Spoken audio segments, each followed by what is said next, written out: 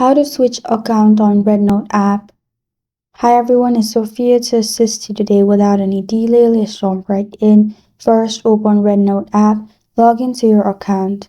Then you'll find this kind of screen pop up. Click on three lines located on top left corner of your screen. Then click on settings located on bottom left corner of your screen. In here, below about and above logout, you'll find switch account option. Simply click on it. You can simply click on add a account and add a account using your mobile number or Google account. Or if you've already logged into your account, you'll simply find another account in here. Simply click on it and you'll be able to switch your account. That's how to switch account on REDnote app. Thank you for joining me today. If this video helps you out, please leave a like and subscribe for more. Got a question or want to suggest a topic? Comment below. I am Sophia signing off until next time.